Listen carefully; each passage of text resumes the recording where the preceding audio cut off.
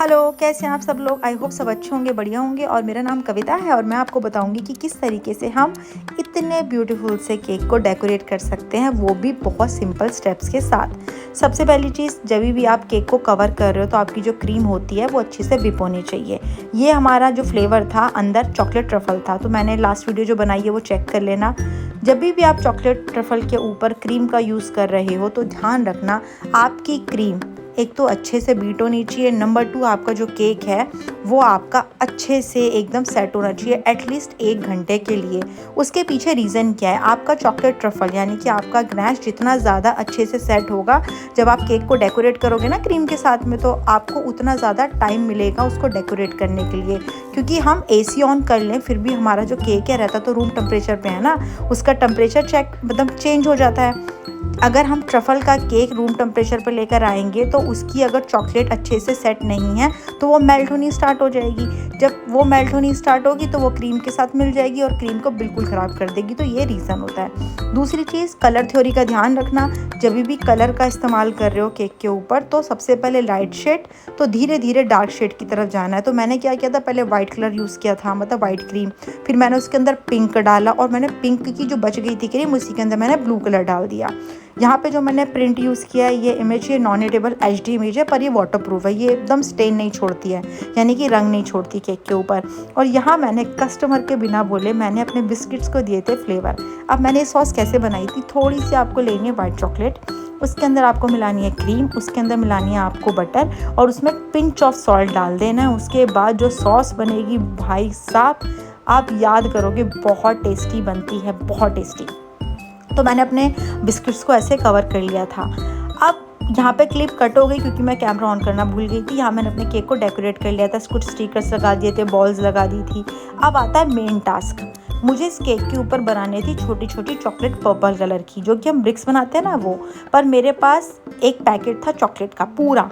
अगर मैं उस पैकेट को काट देती और उससे थोड़ा सा पोर्शन निकाल दी तो क्या होता, मेरा चॉकलेट का पैकेट ख़राब हो गया, पूरा खुल गया, मुझे उसको यूज़ करना पड़ता है एज सून एज़ पॉसिबल। तो मैंने सोचा कि मैं एक काम करती हूँ, मैं फॉन्डेंट की चॉकलेट बना लेती हूँ। तो मैंने फॉन्डेंट की चॉकलेट कैसे बनाई, मैंने ये फॉन्डेंट लिया, इसमें थोड़ा सा टाइलोस पाउडर मिलाया और मैंने इस तरीके से इसको जो हमारा जो क्या कहते हैं उसको यार, ये जो मोल्ड होता है, मोल्ड में डाल के मैंने इसको रोल कर लिया था, यानी कि इससे बेलन से बेल लिया था और ऐसे कैंची से काट लिया था। मुझे 2 कलर चाहिए थे, एक तो मुझे ये कलर चाहिए था और दूसरा मुझे चाहिए था ब्लू कलर। तो मैंने इस तरीके से कर लिया। इससे क्या होता है, एक तो आपकी कॉस्टिंग बचती है, दूसरी चीज़ आप अननेसेसरी मेस करने से बचते हो। यानी कि अगर आप ऐसे नहीं करोगे तो क्या करोगे, क्रीम को मेल्ट करोगे, फिर आप चॉकलेट उसमें डालोगे, फिर उसको कलर दोगे, इतना लंबा प्रोसेस है, क्यों लेके जाना है। अगर शॉर्ट में काम हो सकता है।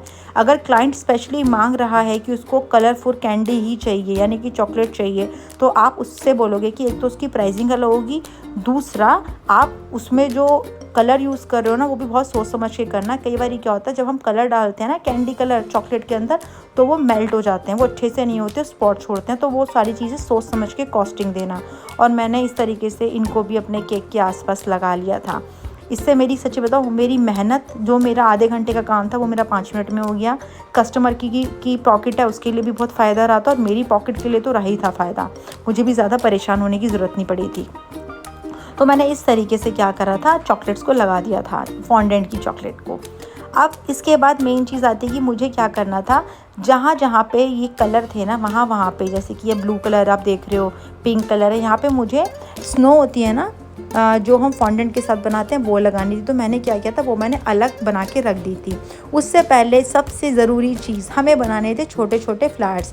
तो मैंने इन बिस्किट्स के ऊपर इस तरीके से बनाए फ्लावर, और जो देखने में बहुत ही प्यारे लग रहे थे। मुझे नहीं पता आपको कैसे लग रहा है, मुझे बहुत अच्छे लग रहे थे। पर तो मैंने इस तरीके से किया था। 2 बिस्किट लगाने का रीज़न था ताकि मैं पीछे से उसे पकड़ सकूँ आराम से। अगर एक बिस्किट लगा होता तो मैं पकड़ ही नहीं पाती, और कहीं ना कहीं होता है ना, बिस्किट पे हाथ लग गया, क्रीम पे हाथ लग गया। तो मैंने इस तरीके से अपने हर एक बिस्किट को ऐसे पकड़ा और मैंने 2M की नोज़ल के साथ में ये फ्लावर बनाया। आप किसी भी रंग का फ्लावर बना सकते हो, मैंने यहाँ पे पिंक फ्लावर बनाए थे। अब आप बोलोगे कि ये फ्रिज में जाने के बाद सॉगी नहीं होते, नहीं, ये फ्रिज में जाने के बाद सॉगी नहीं होंगे, क्योंकि इसके बीच में जो चॉकलेट हमने यूज़ की है ना, वो फ्रिज में जाते के साथ हार्ड हो जाती है। और अगर वो रूम टेम्परेचर पे आती है तो वो हार्ड नहीं होती है, वो नॉर्मल रहती है, जैसे कि रहता है, जैसे गनाश रहता है ना स्टिफ, जैसे कि कैडबरी की चॉकलेट्स रहती है, इस तरीके से स्टिफ रहती है। तो मैंने अपने केक को इस तरीके से डेकोरेट कर लिया था, जहाँ मुझे लग रहा था ये लगाना है वहाँ मैंने इसको लगा दिया था। अब आप बोलोगे कि अगर हम बिस्किट के ऊपर ऐसे क्रीम लगाते हैं तो उसके टेस्ट पे कुछ फ़र्क पड़ेगा? नहीं, उसके टेस्ट पे कोई भी फ़र्क नहीं पड़ेगा। बस आपको ध्यान रखना है कि अगर आप चॉकलेट बिस्किट यूज़ कर रहे हो ना इसकी जगह पे, तो जो गनाश है ना आपका, वो वाइट गनाश नहीं जाएगा, आपको या तो मिल्क गनाश बनाना पड़ेगा या फिर आपको डार्क चॉकलेट के साथ में बनाना पड़ेगा। और यहाँ मैं सेट करने की कोशिश कर रही थी कि मैं कहाँ रखूँ कहाँ ना रखूँ, वो सारे स्ट्रगल मेरा चल रहा था। तो बस इस चीज़ का आपको ध्यान रखना है।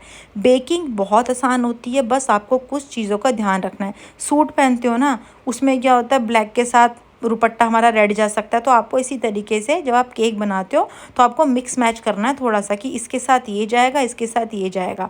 बस कभी सुना है पनीर के साथ में बैगन खा रहे हो? नहीं सुना ना। पनीर के साथ में आलू जाता है, पनीर के साथ में आपका कहते हैं मटर जाता है, पनीर के साथ में सारी वेजिटेबल जो मिक्स होती हैं, बीन्स होती हैं, गोभी होती है, वो जाती है। इसी तरीके से आपको केक को भी सोचना है कि अगर बिस्किट कौन सा है तो कौन सी क्रीम जाएगी, ट्रफल है तो उसमें कौन कौन से फ्लेवर जा सकते हैं। तो बेसिकली यही सारा फंडा होता है और कोई नहीं होता। आई होप यहाँ तक सब क्लियर होगा। चलो अच्छी बात है, क्लियर ही होगा। यहाँ मैंने अपने केक को डेकोरेट कर लिया था और मैं सच बताऊँ मैं बहुत ज़्यादा थक चुकी थी, क्योंकि मुझे इस एक केक को बनाने में 4 घंटे लगे थे। अब आप बोलो कितना टाइम कैसे लग गया तुम्हें बनाने में? वो इसलिए लगा क्योंकि मैंने मेकिंग सुबह स्टार्ट की थी। जब आप मेकिंग सुबह स्टार्ट करते हो ना तो पूरा दिन बिजी चला जाता है। अगर आपके पास कभी भी चॉकलेट ट्रफल का ऑर्डर आता है ना, तो कोशिश ये क्या करो, स्पॉन्ज और गनाश एक दिन पहले बना लिया करो, यानी कि रात को बना के रख दिया करो। और यहाँ पे मैं क्या कर रही थी, ये मैंने छोटे छोटे फॉन्डेंट से जो स्नोज काटी थी वो मैं इसको लगा रही थी केक के ऊपर। देखो इस तरीके से, कुछ नहीं करना, नॉर्मली लेके चिपका दिया। और ये मैंने कैसे बनाया था, इसमें मैंने थोड़ा सा फॉन्डेंट में मैंने थोड़ा टाइलोस मिक्स किया था और लगा दिया था। जो आप पर्ल्स देख रहे हो वो एडिबल पर्ल्स हैं, सारी की सारी चीज़ें। यहाँ तक तो सब कुछ क्लियर हो चुका होगा दोस्तों? हाँ बोलो, ठीक है। अब मैं क्या बोल रही थी, भूल गई। हाँ, उसके साथ साथ मैंने कुछ यहाँ पे ये मैंने स्काई ब्लू कलर के भी मैंने काटे हुए थे, कुछ फॉन्डेंट के कटर से स्नो। और जब आप ऐसे केक बनाते हो ना, तो आपको कभी भी ये फॉन्डेंट की डेकोरेशन लगा के फ्रिज में नहीं रखनी है। जब केक आपका पिकअप होने वाला है, कस्टमर ऑन द वे है, या फिर आप राइडर के थ्रू भेजने वाले हो, राइडर ऑन द वे है, तभी लगाना। क्योंकि आप फॉन्डेंट को एक बार ही फ्रिज में रख सकते हो इस तरीके की डेकोरेशन लगाने के बाद। अगर आप फ्रिज में रखोगे, बाहर निकालोगे, फिर वो जाएगा तो रास्ते में क्या होगा, सारी आपकी फिगर्स मेल्ट हो जाएंगी। स्पेशली बरसात के मौसम में ये प्रॉब्लम आती है। तो मैंने इस तरीके से पूरे केक को डेकोरेट कर लिया था और मैंने इसको इसके बाद सेट नहीं किया था, क्योंकि मेरा केक ऑलरेडी 3-4 घंटे के लिए फ्रिज में अच्छी तरीके से रहा था और इस केक में बनने में बहुत मेहनत लगी थी। तो आप मुझे बताना कि ये देखने में कैसा लग रहा है, और आप मुझे बताना कि आप इस तरीके के जब केक बनाते हो तो आप किन किन चीज़ों का ध्यान रखते हो, मुझे इस केक में क्या इम्प्रूवमेंट करनी चाहिए। और प्लीज़ जाते जाते सब्सक्राइब कर लेना अगर मेरे चैनल से आपको किसी भी तरीके से कोई भी हेल्प मिल रही है, क्योंकि मेरे लिए बहुत बड़ी बात होगी अगर एक इंसान को भी मेरी वीडियो से हेल्प मिल जाएगी। तो और बाकी डिटेल तो आपको पता है ना कहाँ मिलेंगी। Bye bye.